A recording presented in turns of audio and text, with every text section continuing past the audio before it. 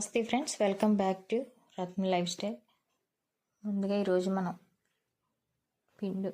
మినప్పిండి వడియాలు ఎలా పెట్టాలో చూద్దాం. ఇవి మనకి కూరల్లో వేసుకుంటే చాలా బాగుంటాయి. ఇవి టేస్ట్. మనం ఉల్లిపాయ వేసుకుని ఇగురులా వండుకుని దాంట్లో వేసుకున్న, బెండకాయ పులుసు అది పెట్టుకుని దాంట్లో వేసుకున్నా కూడా చాలా బాగుంటాయి. ఉత్తి ఇగురు కింద వండుకున్నా బాగుంటాయి టేస్ట్.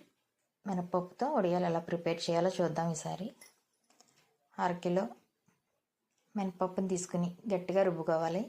మనకు గారెలు వేసుకుని పప్పులా గట్టిగా రుబ్బుకుని దాంట్లో ఒక స్పూన్ పచ్చిమిరపకాయలు పేస్ట్ వేసుకోవాలి. ఒక స్పూన్ జీలకర్ర కూడా వేసుకుని టేస్ట్ తగ్గ సాల్ట్ వేసుకుని కలుపుకోవాలి. బాగా ఒకసారి కలుపుకొని మనం ప్లాస్టిక్ షీట్ మీద అన్నా పెట్టుకోవచ్చు, లేకపోతే ఇలా పళ్ళాల మీద, మన ఇంట్లో ఉంటాయి కదా స్టీల్ పళ్ళాలు కానీ ఇలా సిమెంట్ పళ్ళాలు కానీ ఇలాంటి ప్లేట్ల మీద అన్నా పెట్టుకోవచ్చు. ఆయిల్ రాసుకుంటే త్వరగా బాగా వచ్చేస్తాయని ఆయిల్ రాసాను. ఆయిల్ కూడా రాయకుండా పెట్టుకోవచ్చు మనం. ఇవి 5-6 నెలలు బాగా నిలవ ఉంటాయి. మనం ఎప్పుడు కావాలంటే అప్పుడు కూరలో కొన్ని వేయించుకుని ఆయిల్లో వేసుకుంటే చాలా బాగుంటాయి టేస్ట్. పిండి రెడీ అయిపోయింది. ఒకసారి కలిపేసుకుని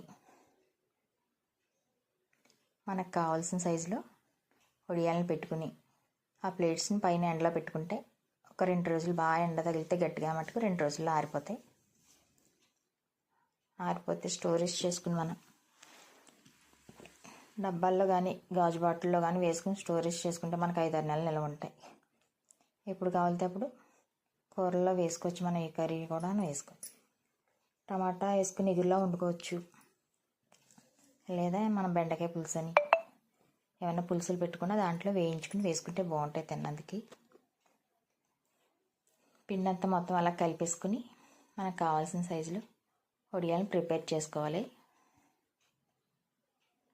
పైన ఎండలో అయితే ప్లాస్టిక్ షీట్ మీద పెట్టాలంటే షీట్ పైన వేసే పెట్టాలి ఎండలోనని. నేను ఇలా ప్లేట్లలో పెట్టి ఈ ప్లేట్లు ఎండలో పెట్టాను అనమాట. నాకైతే 2 రోజులు పట్టింది బాగా ఎండినందుకు. ఎండిపోయిన తర్వాత 2 రోజులు బాగా ఎండబెట్టి మళ్ళీ తీసుకుని ప్లేట్లోంచి అన్నీ సెపరేట్ చేసేసుకుని బాగా పలుచగా బాగా ఆరనివ్వాలి.